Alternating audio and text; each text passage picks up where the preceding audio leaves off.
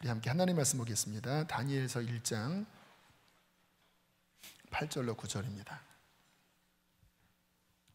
한 목소리로 읽겠습니다. 앞에 나와 있습니다. 시작. 다니엘은 뜻을 정하여 왕의 음식과 그가 마시는 포도주로 자기를 더럽히지 아니라 하고 자기를 더럽히지 아니하도록 환관장에게 구하니 하나님이 다니엘로 하여금 환관장에게 은혜와 긍휼을 얻게 하신지라. 아멘. 이번 주에 좀 운동하면서 이찬수 목사님의 설교를 오랜만에 들었는데 이런 예화를 이야기하셨습니다. 미국의 장래에 총망받는 고교 야구 선수가 있었다고 그래요. 그런데 사고를 당했답니다. 다른 선수가 배트를 휘둘렀는데 그게 정통으로 얼굴에 맞아서 얼굴 뼈가 30조각으로 쪼개지고 두개골이 한 머리 되고 눈은 실명 위기까지 가서 선수 생활이 거의 끝날 뻔한 그런 아주 큰 사고였다고 그래요. 보통 사람 같으면 자포자기 할 텐데 이 선수가 고등학생인데 이 상황을 이렇게 대처를 했다고 그래요. 이 상황에서 내가 낙심하지 말고 할 수 있는 것을 한번 찾아보자. 걸을 수는 있으니까 일단 걷자. 그리고 내 방에 있는 여러 일들을 좀 정리를 하자. 청소를 해야 되겠다. 그건 할 수 있으니까요. 그리고 밤늦게 게임하지 말고 일찍 자고 일찍 일어나서 일단 운동은 못하니까 공부를 하자. 그래서 집에 가서 청소하고 그리고 걷기를 시작하고 그렇게 하나하나 움직이기 시작했대요. 놀랍게 6개월 만에 회복이 돼서 회복만 된 게 아니라 그때 이제 공부를 하는 습관을 잘 들여서 학업 성적도 우수하게 되었고 그리고 대학 진학했는데 ESPN 대표 선수가 되고 고교 최우수 선수가 되는 그러한 영광을 누리게 됐다고 하는 이 예화를 들려주셨어요. 근데 제가 오늘 이 금요성령 집회 말씀 때문에 고민을 많이 했습니다. 왜냐하면 주님께서 계속 저에게 오늘 이 주제에 대한 말씀을 전하라고 감동을 하셨는데 아무래도 성금요일이다 보니까 좀 십자가 설교를 해야 되나 되게 갈등을 했는데 주님께서 이 부분을 전하라고 제 안에 확증을 주셔서 오늘 이 부분을 나누는 거예요. 이 선수가 기로에 선 겁니다. 그 상황에서 낙심하든지 아니면 포기하든지 이렇게 갈 수 있는 상황. 그런데 이 학생이 마음을 정했다고 하는 것입니다. 인간적으로 낙심으로 갈 수 있는 상황이지만 낙심하지 않고 이 마음 깊은 곳에 뭐라도 시작하자. 포기하지 말고 뭐라도 움직이자. 이렇게 예쁜 마음을 먹은 것, 이것이 이 친구가 수렁에 빠지지 않고 다시 위로 올라가는 중요한 계기가 되었다라는 것이에요. 여러분, 우리의 삶에서 굉장히 중요한 요인은 뭐냐면 뜻을 정하는 것입니다. 내 마음에 어떠한 뜻을 정하느냐가 곧 그 사람의 미래를 결정해요. 그 사람의 인생을 결정해요. 잘 아시는 것처럼 여기 어른들은 제 드리는 말씀의 의미를 이해하실 거예요. 환경보다 더 중요한 게 뭐냐면 그 사람 중심 안에 있는 뜻입니다. 그 사람이 어떠한 생각을 결정하느냐에 따라서 환경도 따라오는 거예요. 만약에 마음의 생각이 잘못된 방향으로 나아간다면 그래, 다 소용이 없어, 열심히 해도 다 무가치한 거야, 그렇게 낙심하는 쪽으로 그 마음을 정했다면 이 친구의 미래는 불보듯 뻔한 것이죠. 우리의 신앙생활도 마찬가지예요. 오늘 우리가 다니엘에 대한 말씀을 잠깐 봤는데, 이 다니엘은 성경 가운데 굉장히 특별한 시대에 쓰임받았던 그러한 인물입니다. 오늘 이 본문에 나오는 이 다니엘의 나이는 오늘 이 청소년의 나이예요. 16살, 17살 그때쯤 나이고요. 이 역사적인 시기는 잘 아시는 것처럼 이제 남유다가 심판을 받아서 망해가는 상황이었습니다. 이 남유다의 망해가는 과정을 보면 한 번에 망하지 않습니다. 3차에 걸쳐서 망해요.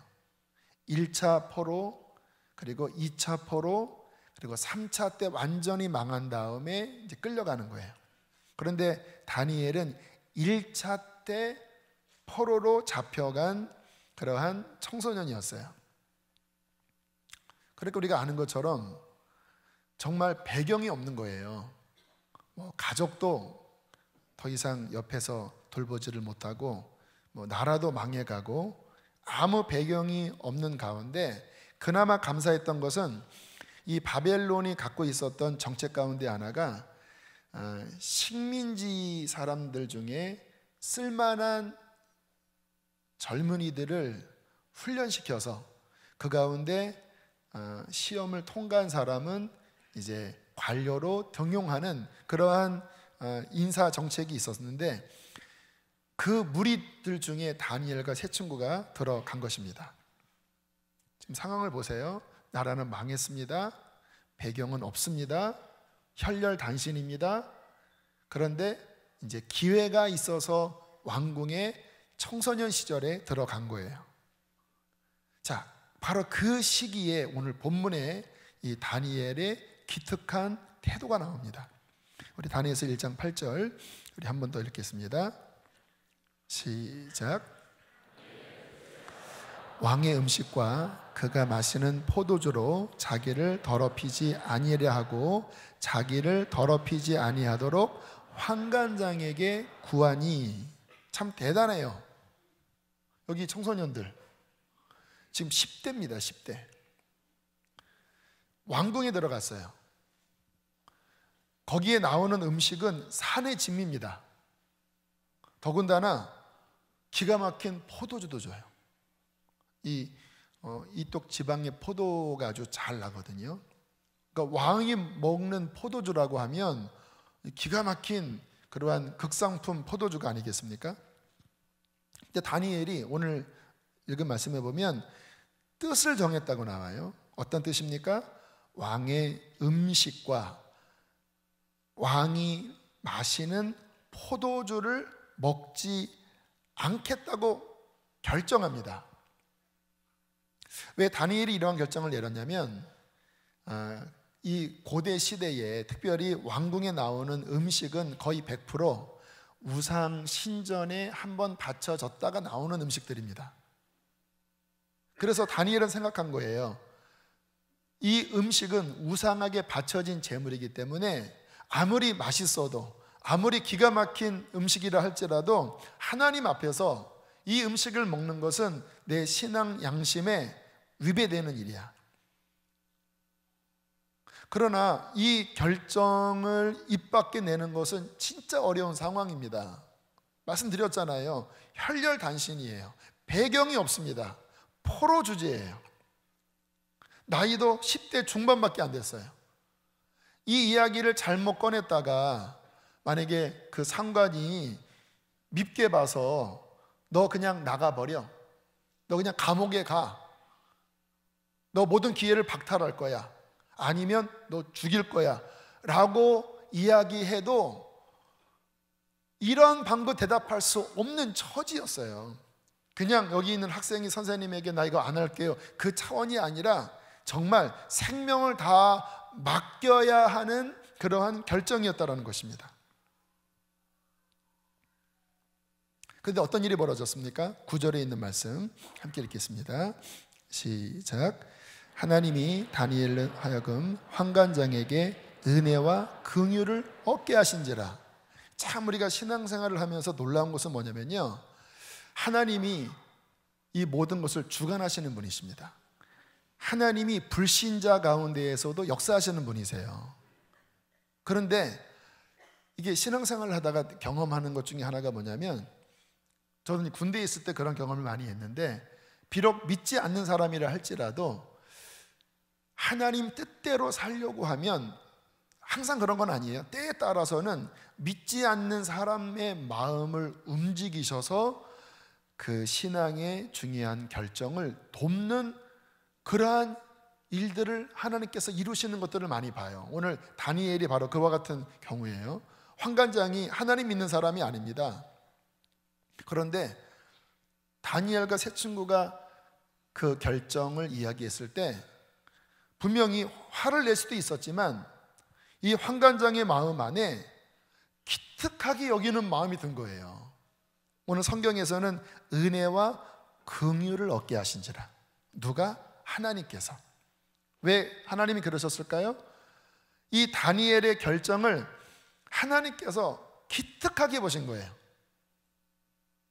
여러분, 하나님은 인격적인 분이십니다. 여러분 여기 청소년들 어쩌면 하나님이 오늘 청소년들에게 이 말씀을 주시려고 하는 거겠다라는 생각이 자꾸 들어요.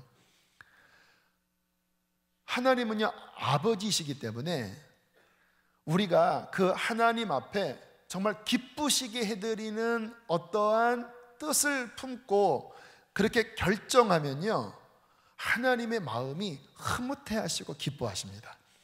그리고 하나님은 그렇게 결정하고 그렇게 순종하는 그의 삶을 결코 외면하지 아니하시고 은혜와 긍휼을 얻게 하신다라는 거예요. 결국 이 다니엘이 어떻게 됐는지 아시죠? 정말 이 포로 시대에 가장 탁월한 하나님의 종으로 다니엘이 쓰임 받습니다. 성경을 아시는 분들은 기억해 보세요. 느부갓네살 왕, 그리고 그 다음 왕국으로 바뀌었을 때 다리오 왕, 그리고 그 다음 고레스 왕까지 이 다니엘은 제국이 바뀜에도 불구하고 여전히 등용해서 총리의 일을 감당하는 입지전적인 인물이 돼요. 자신이 잘나서 그렇게 되는 게 아니에요. 이 어린 나이에 하나님 앞에 뜻을 정하여 그 하나님 앞에 선한 마음을 품은 이것을 보시고 이것으로 인하여 하나님께서 다니엘의 인생을 그렇게 아름답게 세우시는 거예요. 한번 저는 여기 서 있는 저와 여러분들에게 이와 같은 부분으로 질문을 해보고 싶어요. 여러분들은 날마다 하나님 앞에서 어떠한 마음의 뜻을 품고 계시나요? 하나님이 여러분 안에 일어나는 그 생각, 어떠한 뜻은 뭐냐면 그 생각 중에 뭔가 결정하는 거거든요. 뭔가 이렇게 정하는 거거든요. 내가 뭔가를 해야 되겠다, 또는 뭔가를 하지 말아야 되겠다. 하나님 앞에서. 그게 뜻이잖아요. 나는 하나님 앞에서 어떠한 뜻을 품고 계십니까? 시편에 보면 이와 같은 말씀이 있죠. 나의 마음의 묵상과 내 입술의 말이 주 앞에 연락되기를 원합니다. 하나님은 내 마음의 그 뜻을 받으시는 분이세요. 하나님은 내 입술에 그 뜻을 정한 고백을 받으시는 분이시거든요. 다니엘이 뜻을 정하여 나 포도주 먹지 않을 것입니다, 나 왕의 산의 진미를 먹지 않을 것입니다, 생명 걸고 뜻을 정하여 입 밖에 말했을 때 하늘 위에서 하나님은 그것을 흠양하신 거예요. 기뻐하신 거예요. 그리고 다니엘을 놀랍게 하나님께서 축복하시고 사용하셨어요. 그렇다면 내 마음에 품은 뜻, 그 뜻을 입으로 고백하는 그 입술의 말은 과연 하나님 앞에서 어떠한 뜻과 말을 하고 있는지를 우리는 한번 살펴보셔야 합니다. 이번 이제 특세를 한 주간 했지요. 저희 교인에 비해서 많이 나오지는 않아요.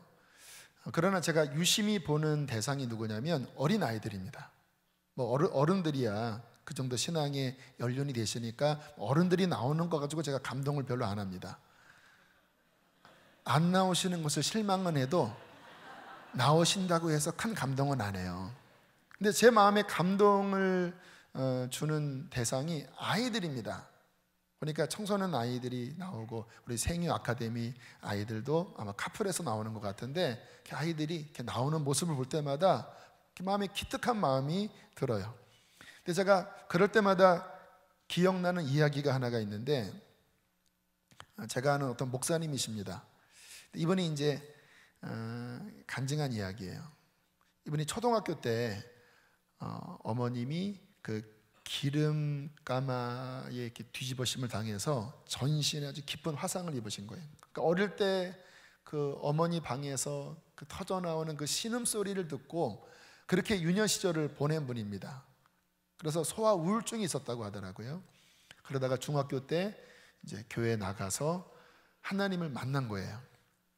그런데 고등학교 1학년 때쯤인가 이분이 어떠한 결정을 하냐면 1년 동안 새벽기도 가기를 결정을 한 거예요. 부모님이 깨우질 않고, 뭐 부모님은 교회 안 다녔을 그때였으니까. 그 고등학생 아이가 1년 동안 눈이 오나 비가 오나 바람이 부나 추우나 더우나 본인이 그 옛날에 자명순 시계도 참 보잘것 없었잖아요. 그 시계를 맞춰놓고 또는 뭐 차인벨 그런 소리에 막 귀를 기울이니까 잠을 제대로 자기는 했겠습니까? 근데 아마 목말랐나 봐요.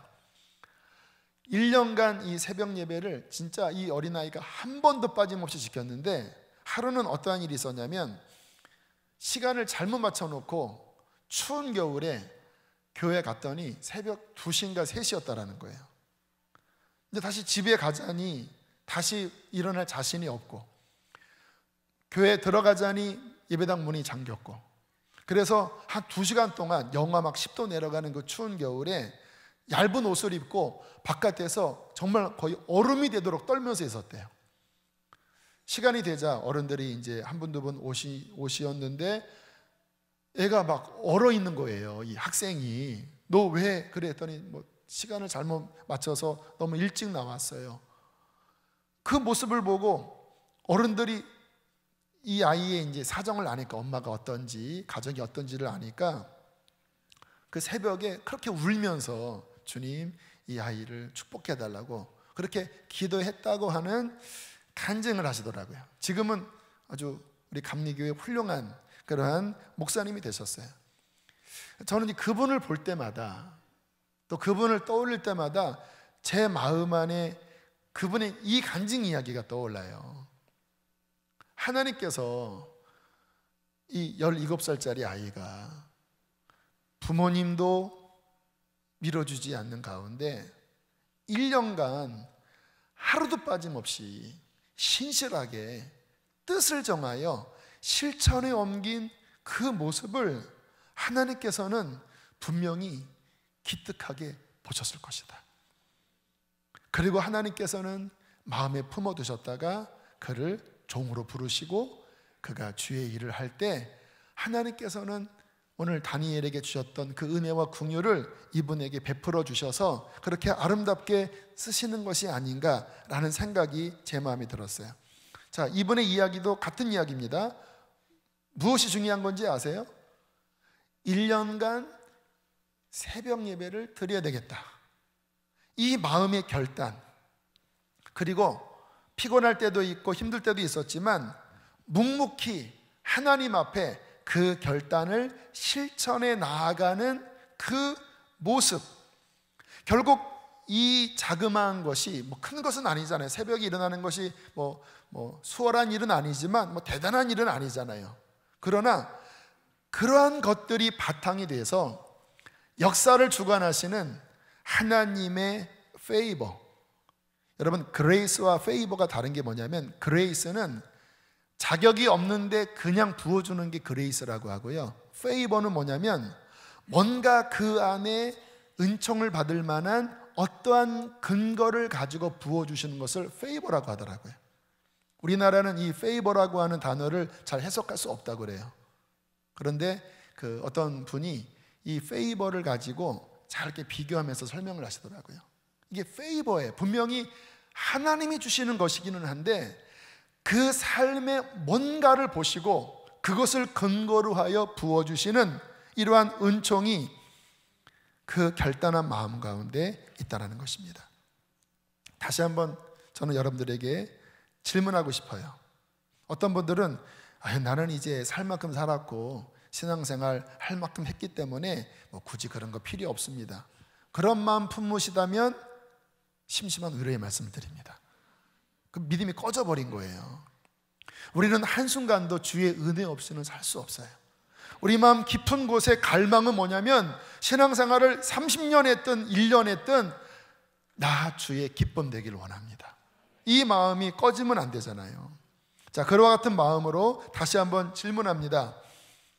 저와 여러분은 하나님 앞에 어떠한 거룩한 뜻을 품고 있나요? 내 마음에 흐르는 이러한 생각들, 이러한 결정들을 하늘 위에서 하나님이 바라보실 때 과연 그분은 기뻐하시겠습니까? 아니면 슬퍼하시겠습니까? 많은 사람들이요, 그 마음에 하나님이 별로 이뻐하지 않을 어떠한 생각과 뜻을 품는 경우를 많이 봐요. 믿어도 소용없어, 나는 글렀어, 나는 이것저것 때문에 안 돼, 이렇게 눈에 보이는 현실에 막 좌절하고 부정적인 말들을 하는 교회 다니는 사람들이 많아요. 학생들도 그런 학생들 있을 수가 있어요. 주님께서는 그러한 사람에게 복을 주시지 않지요.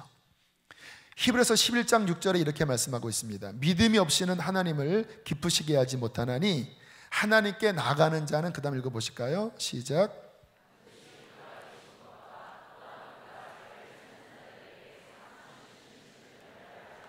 바로 이거예요. 하나님, 주님은 반드시 계시고 내가 주님 앞에 믿음으로 나아갈 때 주님은 상을 주실 것입니다. 페이버를 주실 것입니다. 하나님, 나는 낙심하지 않고 나는 뒤로 물러서지 않고 이 믿음의 길을 끝까지 나아갑니다. 그렇게 믿음의 결정, 그 믿음의 실천, 이와 같은 사람에게 하나님께서는 하늘의 상을 베푸신다고 히브리서 11장 6절은 말씀을 하고 있는 것입니다. 여러분, 지금 제가 말씀드린 이와 같은 예는요, 성경에 정말 가득해요. 성경에서 기록된 하나님의 사람들은요, 한결같이 이러한 하나님을 기쁘시게 할 거룩한 뜻을 품은 사람들이에요. 주님께서 누군가 이 성경에 기록하시고 쓰시는 경우에 대부분은 다 그 밑바닥을 보면 그 사람 안에 있었던 이 뜻, 결정, 실행이 깔려 있는 것을 우리가 알 수가 있습니다. 몇 명의 예를 좀 들어볼게요. 민족이 멸절될 상황에 한 여인이 왕국의 왕비로 있었죠.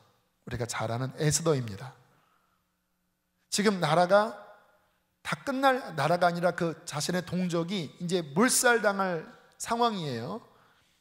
모르드게라고 하는 삼촌이 이 에스더에게 편지를 보내왔습니다. 지금 이러한 상황이다. 이것을 풀 수 있는 열쇠를 가진 자는 지금 이 상황에서 너다. 하나님이 이 때를 위하여 너를 세우신지를 누가 알겠느냐? 네가 왕후가 된 게 이 때를 위함이 아니겠느냐? 그런데 에스더는 선뜻 나가기가 쉽지가 않았어요. 왜요? 왕이 한 달 넘도록 자기를 부르지 않았고, 이 왕궁의 법칙상 왕이 부르지 않는데 왕비가 얼쩡얼쩡 하다가 사형을 내려버리면 죽을 수 있는 그런 상황이거든요. 그러니까 어떤 면에서는 하나님이 참 우리의 삶을 이끄실 때 이러한 좀 테스트를 하시는 것 같아요. 그 상황에 본인이 가만히 있으면 동족이 죽고 나아가면 자기가 죽을 수 있는 상황이에요. 이때 고민을 하다가 결국 에스더가 이렇게 고백을 하죠. 에스더 4장 16절 함께 읽어보겠습니다. 시작.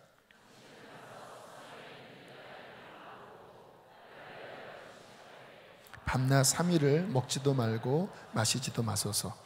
나도 나의 시녀와 더불어 이렇게 금식한 후에 규례를 어기고 왕에게 나아가리니 죽으면 죽으리이다. 이 에스더 마음 깊은 곳에 그 뜻을 정한 게 보이십니까? 죽으면 죽겠습니다. 나아가지 않으면 본인은 호의호식 할 수 있어요. 왕비니까.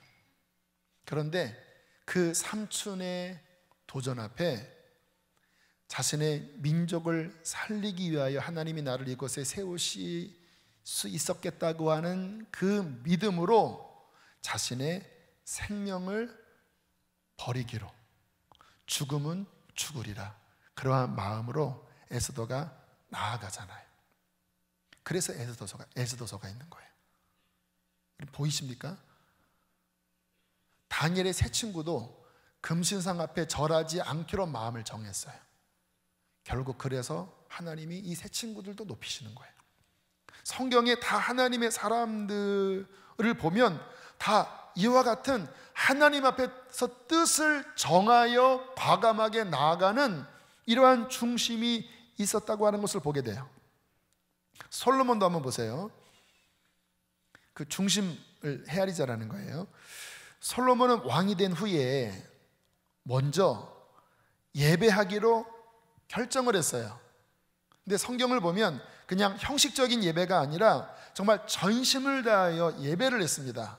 그게 바로 기브온 산당의 1000번제인데, 이거는 1000일 동안 드린 번제라기보다는 1000마리를 드린 거예요. 그러니까 1000일은 아닐지라도 꽤 긴 시간을, 보세요, 소 한 마리 잡고 각을 뜨고 그것을 태우는 번제로 드리려면 한 마리 드리는데 거의 반나절 이상 들지 않겠습니까? 근데 솔로몬이 한 마리가 아니라 100마리, 100마리가 아니라 500마리, 500마리가 아니라 1000마리의 번제를 드리도록 이 산당을 떠나지 아니하고 계속 그 앞에 머물러서 하나님 앞에 나아가는 거예요. 솔로몬이 왜 그랬죠? 솔로몬 마음 안에 감사한 마음이 있었습니다. 왜? 많은 형제들이 있었지만 하나님이 본인을 택하셨으니까. 그러나 또 하나는 본인의 힘으로는 이 나라의 국사, 특별히 재판하는 일을 왕들이 했는데 감당할 자신이 없었던 거예요. 그래서 예배를 드릴 때마다 하나님 앞에 나와서 감사합니다 고백한 다음에, 그러나 나의 힘으로는 이 나라를 이끌 수가 없습니다. 주님 도와주십시오. 그리고 번제를 다 드렸어요. 답답한 거예요. 또 소와 양을 잡아서 하나님 앞에 정성껏 번제를 드렸어요. 주님 감사합니다. 그러나 나의 힘으로는 주님 이 나라를 이끌 수가 없습니다. 주님 도와주십시오. 그래도 마음이 채워지지 않아요. 그렇게 1000마리의 번제를 드릴 때 얼마나 많은 시간이 흘렀습니까? 몇 주 걸렸을 것 같아요. 그 앞에 솔로몬이 머물러 하나님 앞에 그 중심, 그분을 향한 간절함, 그 예배자의 마음을 품고 그 자리에 머물러 있던 어느 날 꿈속에 나타나셔서 솔로몬에게 이렇게 말씀을 하시죠. 우리 함께 왕상 3절 5절 함께 읽겠습니다. 시작. 솔로몬의 꿈에 나타나시니라. 하나님이 이르시되 내가 내게 무엇을 줄고 너는 구하라. 하나님의 마음이 느껴지십니까? 그렇게 1000마리의 번제를 드리는 그 중심, 그 마음 깊은 곳에 하나님 앞에서 떠나기를 원치 않는, 응답받기 전에는 떠나지 않겠다고 하는 그 간절함, 그게 하나님 앞에 상달된 거예요. 그래서 꿈속에 나타나셔서 백지수표를 내밀잖아요. 무엇이든지 구해라. 그럼 내가 다 응답해 줄 것이다. 여기 있는 특별히 학생들, 저는 이와 같은 말씀에 꼭 귀를 기울였으면 좋겠어요. 아마 요즘 이 시대가, 우리나라가 예전보다 여러 경제적인 면이나 문화적인 면이나 여러 가지 것들이 상당히 발전을 했는데, 근데 상대적으로 그 가운데 아이들의 자신감이 굉장히 지금 없는 상황입니다. 요즘 청년들이 굉장한 상실감에 빠져 있어요. 왜냐하면 이 계단 자체가 너무 높게 보이는 거예요. 그래서 어느 이상의 실력이 없으면 나의 가는 길이 뻔하구나라고 하는 이러한 생각에 사로잡혀서 아이들 마음 안에 희망이 사라져가고 있는 그러한 시기예요. 그러나 저는 꼭 기억하기를 원하는 것이 뭐냐면 우리의 인생은 하나님께 있습니다. 믿으셔야 돼요. 하나님이 역사의 주관자이십니다. 높이거나 낮추는 것도 하나님께 있어요. 능력도 하나님께 있어요. 우리에게 정말 실력이 없고 또 나의 배경이 진짜 흙수저고 나의 갖고 있는 것이 그렇잖아요. 보통 우리가 고등학교 정도 가면요, 이렇게 말해서 죄송합니다, 거의 정해져 있어요. 이렇게 내가 고1, 2 때 내가 공부해 보니까 이 정도다. 특별한 일이 없으면요, 고3 졸업하기 할 때까지 어느 이상은 못 넘어가는 게 솔직히 현실이에요. 그렇죠. 그러나 우리가 기억해야 될 것이 뭐냐면 비록 나의 실력은 그렇다 할지라도 나의 삶의 주관자는 천지만물을 지으시고 지금도 이끌고 계시는 살아계신 하나님께 달려있는 거예요. 중요한 것은 뭐냐? 내가 그 하나님 앞에서 어떠한 마음을 품는가? 그 하나님이 내 마음에 품은 뜻을 보시고 그분은 뭐라고 말씀을 하실까? 그리고 내 마음에 그 품은 뜻을 나는 정말로 묵묵하고 진득하게 실천해 나아가는 그러한 순종의 길을 걷고 있는가? 저는 여기에 우리의 인생의 성패가 달려있다고 분명히 믿는 사람이에요. 하나님은 주관자시거든요. 그리고 우리의 모든 발걸음과 우리 마음의 모든 중심을 불꽃 같은 눈동자로 보시는 분이거든요. 그 박보영 목사님 아마 이 이야기는 많이 아실 거예요. 오래전에 있었던 이야기입니다. 저 아마 유구, 충청도 유구라고 하는 곳에 집회를 하러 가셨던 것 같은데 그 집회 중에 저 뒤편에서 막 떠드는 아이들이 있었대요. 껄렁껄렁한 깡패 같은 아이들, 막 킥킥대고 막 그냥 아이들이 막 껄렁껄렁해서 집회를 하면서 굉장히 거슬렸다고 하더라고요. 이제 말씀 마치고 기도하고 안수하는 시간이 있었는데 이제 앞에서 열렬히 기도하는 분들을 한 분 한 분 이렇게 안수하시다가 이제 맨 마지막에 걔네까지 간 거예요. 좀 짜증이 났다고 그러시더라고요. 대충 그냥 머리 찍고 그냥 보내야 되겠다. 이제 딱 손을 얹었는데 성령께서 말씀을 하시더래요. 그래서 야, 너 내 말 잘 들어라. 그러면서 이렇게 이야기를 했다고 합니다. 내 인생에, 너의 인생에는 두 개의 길이 있다. 한 개의 길은 개차반 망나니 쓰레기 인생으로 가는 길이고 또 하나의 길은 귀한 종의 길, 이 두 개의 길이 있다. 이때 아마 이 학생이 고2 정도 되었었나 봐요. 만약에 네가 오늘부터 고3 때, 고3 졸업할 때까지 한 번도 새벽 예배 빠지지 않고, 자꾸 새벽 예배 얘가 나오네. 제가 의도한 게 아니에요. 귀 있는 자는 들을지어다. 제가 오늘 이 말씀을 고민했다라니까요. 분명히 누군가 한 사람이라도 본인에게 주시는 감동이라고 여겨진다면 귀 있는 자는 들을지어다. 한 번도 새벽 예배 빠지지 않는다면 너는 귀한 종의 길을 갈 것이고, 그리고 그때 내게 오면 내가 너의 인생을 거둘 것이다. 뭐 그렇게 이야기를 했대요. 그러면서 마음속에는 믿질 않았대요. 얘가 무슨 새벽이야. 그리고 정말 한 2년 뒤에 누가 찾아오더래요. 그러면서 하는 말이 기억나십니까? 그때 안수해 주실 때 두 개의 길이 있다고 말씀을 하셨는데 목사님의 그 이야기를 듣고 제가 한 번도 새벽 예배를 빠지지 않았습니다. 저를 거두어 주십시오. 그래서 그 친구가 신학대학 나오고 지금 그 섬김의 손길 그 고아원 있죠? 고아원 이름이 뭐지요? 후원 안 하시나 보구나. 그 고아원에 제가 옛날에 청년 사역했을 때 예쁜 청년과 결혼을 해서 그 고아원 사역 담당자로 갔어요. 지금도 아마 그곳에 있을 거라고 생각이 되는데, 그 인생의 중요한 분기점이 뭔지 아세요? 그러한 제안이 왔을 때 정말 쉽지 않잖아요.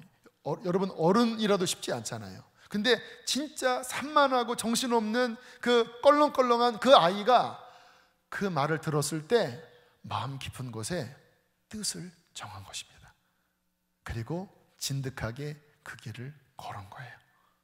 결국 그때 그 아이의 인생이 복된 종의 길로 변화되었던 것입니다. 자, 뜻을 정하는 것이 무엇인지 좀 원리를 살펴보면요, 뜻을 정하는 것에 어떠한 영적인 의미가 있을까? 제가 좀 어저께 있었던 간증 하나를 할게요. 제가 원리를 설명하는 것이니까 양해해 주시길 바랍니다. 이제 어제 밤부터 겟세마네 기도가 시작됐거든요. 그 예수님의 그 마지막 순환 주간을 보면 목요일 밤에 밤새도록 예수님이 철야하셨어요.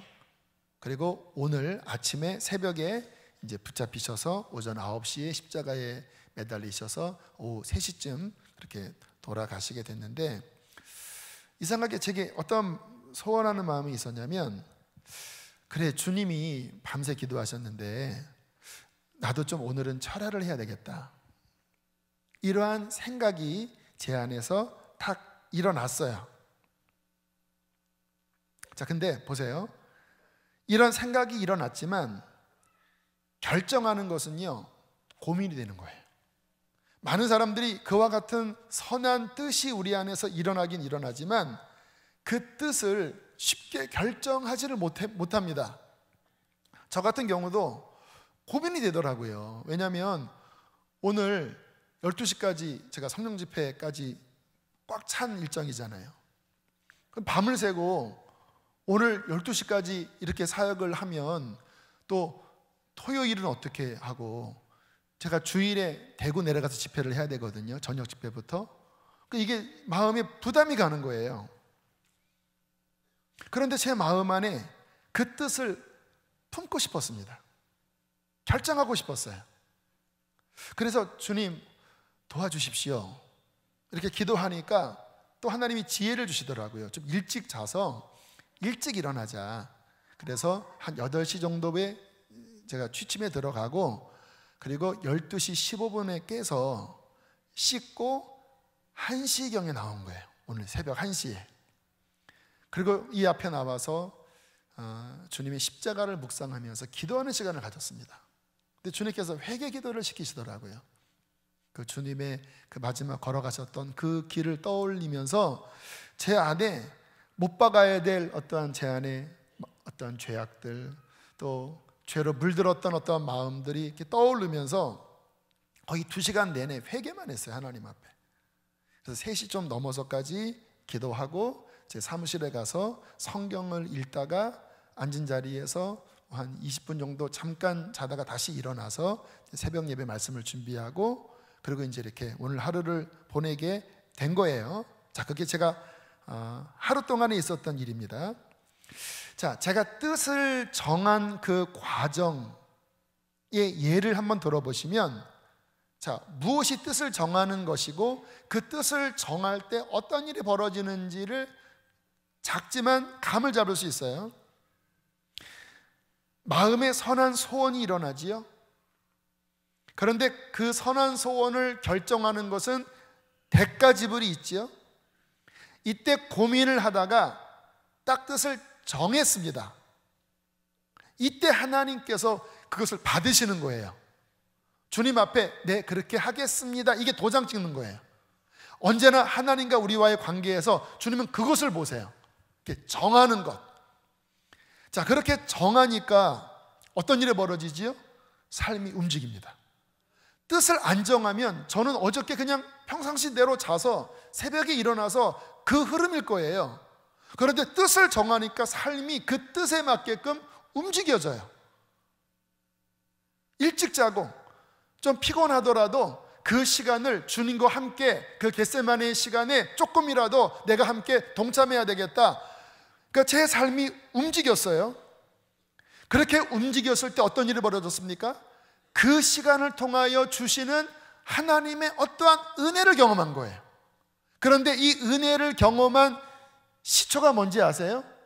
주께서 주신 그 감동에 제 마음의 뜻을 정한 결정, 거기서부터 해서 이와 같은 하나님의 은혜가 부어지게 되었다라는 것입니다. 여러분, 하나님께서는 여러분의 삶에 복을 주시기를 원하십니다. 왜냐하면 하나님은 복의 근원이시기 때문에.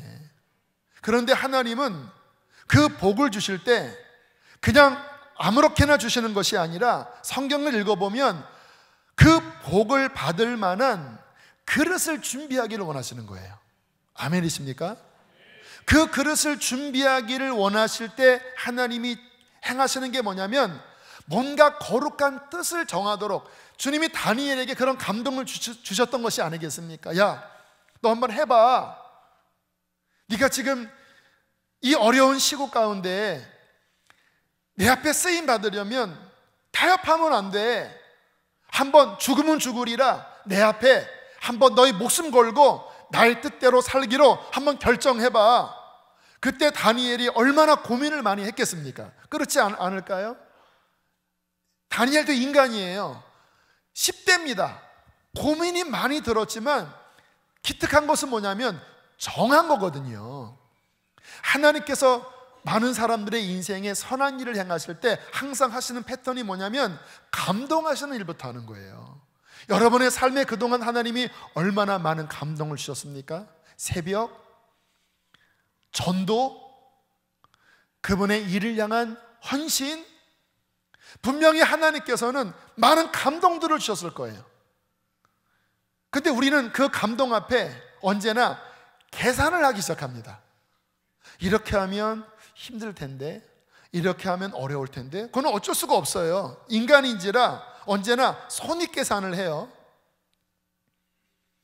그런데 그 순간에 하나님의 뜻에 아멘, 예스, 그렇게 하겠습니다 라고 결정한 사람들에게 하나님의 선한 은총이 부어지는 것입니다. 저는 제 인생에 가장 잘한 것 중에 하나, 가장 잘 뜻을 정한 것 중에 하나가 늘 드리는 말씀이지만, 진짜 어린 나이에 수련회 갔는데 자꾸 제 양심 안에 목사가 되라는 그 부담이 이틀 동안 제 마음에 계속 일어난 거예요. 너무 고민되더라고요. 잘 보세요. 그 순간에 제가 싫어 이렇게 할 수 있었죠. 하나님이 점지해 두신 거니까 무조건 너는 하나님의 예정대로 그렇게 할 수밖에 없었을 거야. 저는 그렇게 생각하지 않아요. 제가 하나님과 인격적인 관계를 맺고 또 다른 분들을 섬기다 보면요, 언제나 하나님의 원리는 뜻을 정하고 감동하시고 이끄시지만 최종 결정은 본인이 해야 돼요. 아세요? 주님 앞에 가면 상급과 책망은요, 하나님이 다 정해놓고 다 예정대로 되는 거라면 상급이 어디 있고 뭐가 어디 있습니까? 다 내가 알아서 한 거다. 왜 하나님께서 어떤 것을 칭찬하시는 줄 아세요? 그 사람 스스로 한 게 아닙니다. 하나님이 할 수 있는 은혜를 주신 거예요.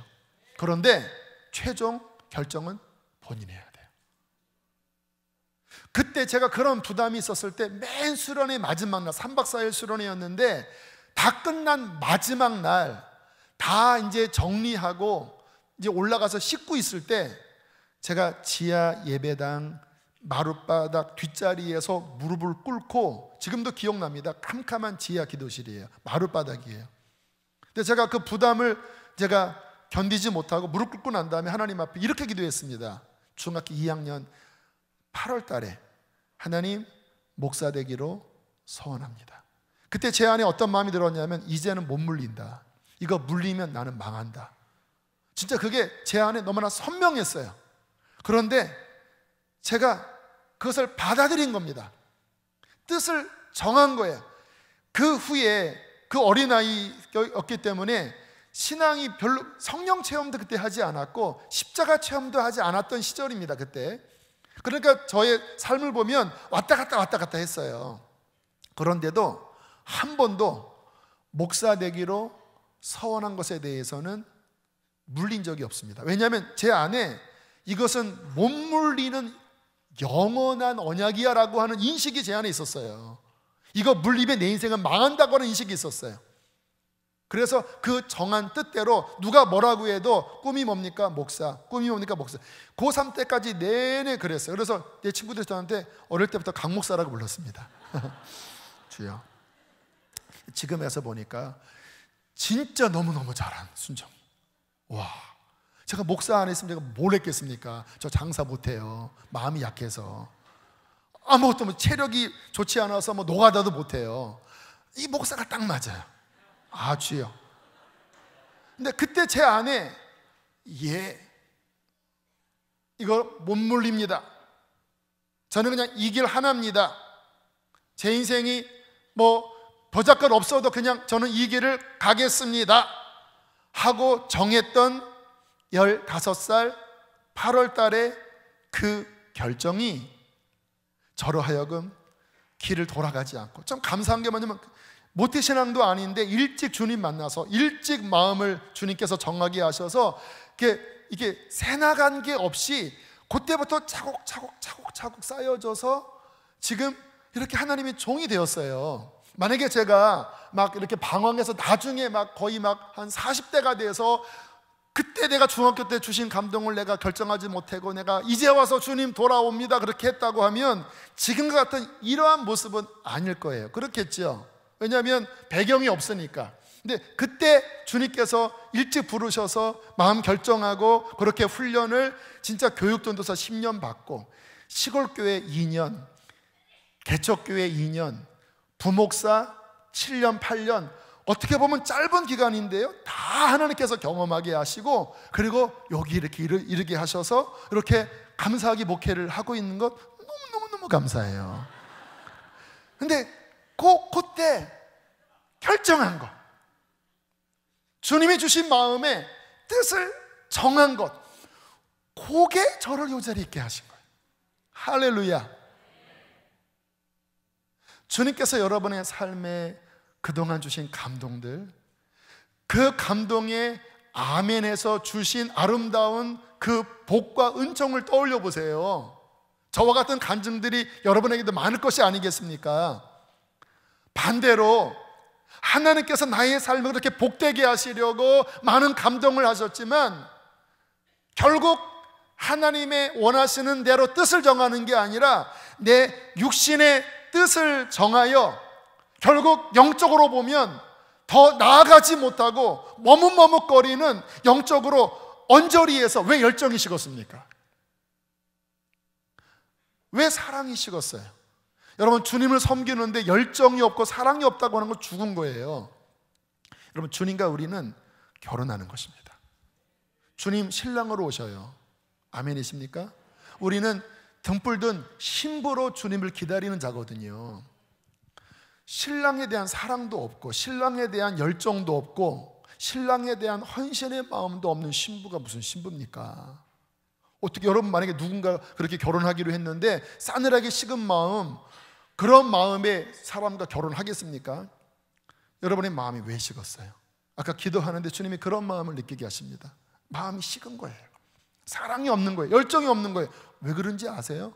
그분께서 우리를 거룩한 길로 이끄시는 그런 여러 감동들을 주셨을 때 당신의 마음의 뜻이 하늘 아버지께서 받으시지 못하는 육신의 결정, 인간의 판단, 그러한 것으로 인하여 결국 하나님의 그 자리에서 멀어져 버린 거예요. 언제나 우리의 신앙생활을 보면 주님이 주신 감동에 순종해야 한 걸음 더 나가는 거예요.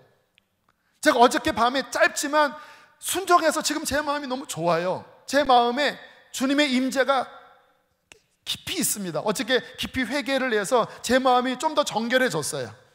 만약에 제가 어저께 그런 감동을 받았지만 아유 귀찮아하고 안 해버렸다고 하면 똑같이 이 자리에 있지만 제 영적인 자리는 절로 밀려나 있었을 거예요. 하나님께서 우리의 삶에 어떠한 감동을 주시는 것은 우리의 삶을 그분 중심에 더 가깝게 이끌기를 원하시는 하나님의 섭리가 있는 것입니다. 여러분, 뜻을 정하십시오. 어떤 뜻을 정해야 될까요? 성령께서 주시는 감동을 잘 분별하세요. 물론 우리의 마음에 드는 모든 소원이 다 하나님의 뜻은 아닙니다. 그렇잖아요. 어저께 제가 그런 마음 들었을 때 제 생각일 수도 있는 거예요. 그러나 우리 마음속에 깊이 분별하면서 이게 성령이 주시는 마음일까? 지금 내 안에 들은 이 마음, 누군가 나한테 하는 이야기가 성령님이 나를 이끄시는 것일까? 여기에 최소 겸손하게 귀를 기울일 줄 아셔야 돼요. 많은 분들이 너무 교만합니다. 자기가 다 결정해요. 내가 싫으면 싫은 거고, 내가 아니면 아닌 거예요. 그게 무슨 종입니까? 제가 어저께 주님 앞에 엎드려서, 오늘도 엎드려서 주 앞에 드린 기도가 뭐냐면, 주님, 이 종놈이 왔습니다. 이 기도 드리면 그렇게 눈물이 났습니다. 주님, 이 종놈이 왔습니다. 주님, 주님이라고 안 하고 주인님, 주인님, 이 종놈이 왔습니다. 그런 고백이 제 속에서 나오더라고요. 그래, 그분은 나의 완전한 주인이지, 나는 종놈이지, 주인님, 이 종놈이 왔습니다. 언제나 물론 우리 주님의 아들입니다. 주님의 자녀예요. 주님의 신부예요. 그러나 주님의 자녀, 주님의 신부, 그러나 그 밑바닥에는 언제나 그분 앞에 납작 엎드려서 그분께서 말씀하실 때, 예 주인님, 예 주인님, 주님이 가라고 하시면 예 주인님, 제가 가겠습니다, 이렇게 고백할 수 있는 순종의 마음이 있어야 합니다. 할렐루야. 그때 그 삶은 십자가에 더 가까이 가는 거예요. 십자가에 더 가까이 갈 때 하나님의 임재가 더 우리의 삶에 차고 넘치는 거예요. 근데 딱 교만하게, 싫어요, 내가 왜 그래, 피곤한데 나 그런 거 안 해 하고 이렇게 서는 순간 좋은 놈이 아니에요. 지가 주인이지. 그리고 자기가 원하는 것을 선택하며 가니까 결론이 뭡니까? 마음이 싸늘해지고 마음이 딱딱해지고 하나님 사랑하지 않고 마음의 중심은 하나님과 멀어져 있는 채 예배당에 앉아서 거룩한 척 예배는 드리지만 이 속은 하나님이 안 계신 거예요. 오늘 그와 같은 사람들, 타락한 사람들이 얼마나 많은지요. 오늘 밤에 회개하시길 바랍니다. 이 성금요일에 회개하시길 바랍니다. 오늘 성금요일에 십자가 말씀 전하기 싶었어요. 근데 주님이 이 말씀을 전하라고 하셔요. 누군가는 주께서 그 복된 길로 부르시기 위하여 주시는 어떤 뜻일 수도 있고, 누군가에게는 회개하라고 주시는 하나님의 마음이라고 느껴집니다. 성령이 주시는 감동에 순종하세요. 죄를 끊는 결단도 중요합니다. 이 마음의 뜻을 결정하는 데 있어서 성령께서는 처음부터 뭔가를 거룩한 일을 하라기보다는 일단 우리의 삶에 묶인 것들이 많아요. 죄악에 묶인 것들이 많아요. 못 나가요, 앞으로. 주님께서는 그 부분에 결단하라고 말씀하세요. 물론 잘 기억하시는 게 뭐냐면, 우리가 결단한다고 죄가 끊어지진 않아요. 왜요? 우리는 너무나 연약하고 죄는 너무나 강해요. 그러면 결단 안 하면 죄가 해결이 됩니까? 잘 보세요. 이렇게 해야 해결이 돼요. 결단해야 합니다.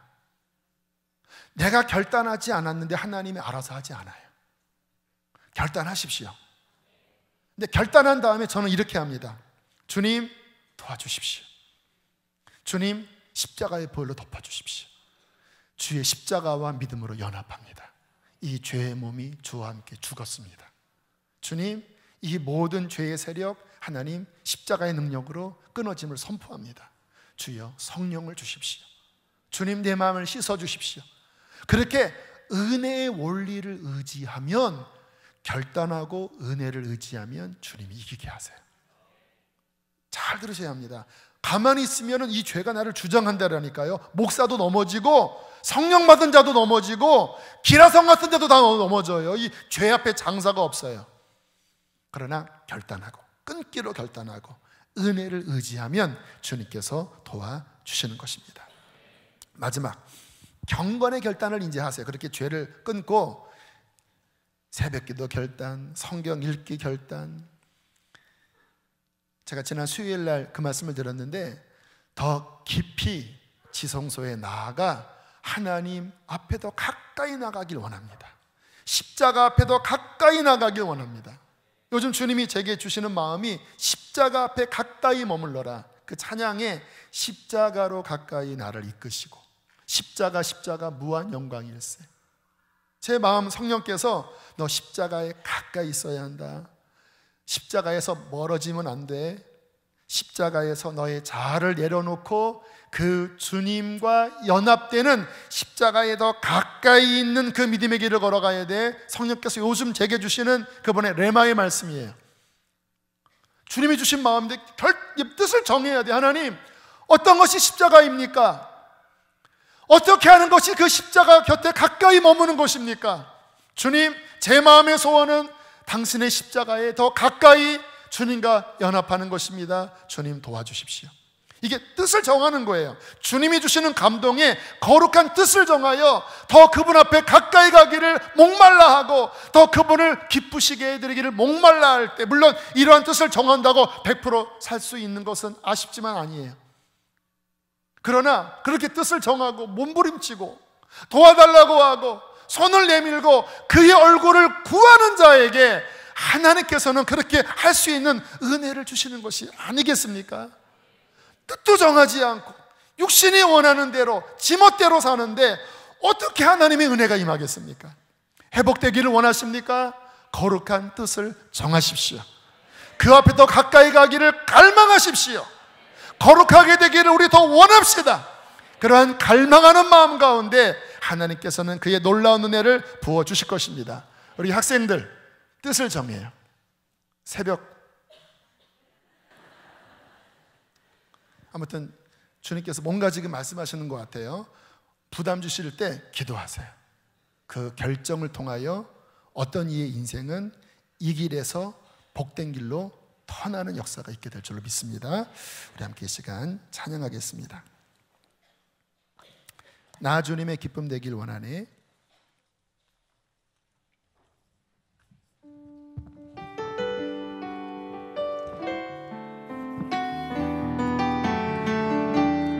주님, 이 소원을 다시 회복합니다. 나 주님의 기쁨 되길 원하네.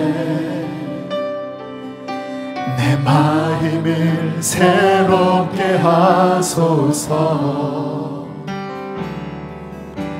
새 부대가 되게 하여 주사. 주님의 빛 비추게 하소서. 내가 원하는 한 가지, 내가 원하는 한 가지, 주님의 기쁨이 되는 것. 내가 원하는 한 가지, 주님의 기쁨이 되는 것. 겸손히 내 마음 드립니다.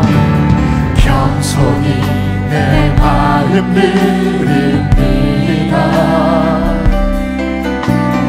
나의 모든 것 받으소서. 나의 마음 깨끗게 씻어주사. 주님 일로 행하게 하소서. 내가 원하는 한 가지, 우리의 굳은 마음을 주님 앞에 갈아엎고 순전한 마음을 품길 원합니다. 주님의 기쁨이 되는 것. 내가 원하는 한 가지, 주님의 기쁨이 되는 것. 모든 상황 속에서 주를 찬양할지라. 모든 상황 속에서 주를 찬양할지라. 주는 너의 큰 상급, 주는 너의 큰 상급, 큰 도움이시라.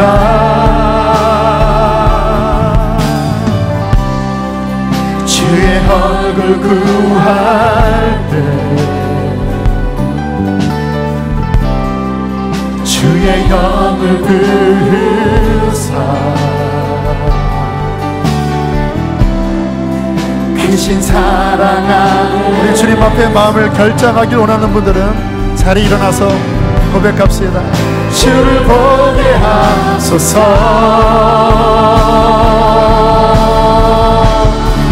내 영혼이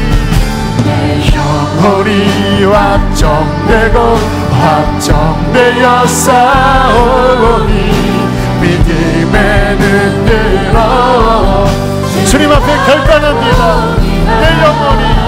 내 영혼이 확정되고 확정되어 싸우니 믿음에 눈들어 주를 바라보 주를 찬양할 때 주의 나라 힘이 주를 찬양할 때 주의 나라 힘이 임했네. 주의 영원한 나라 주를 보게 하소서.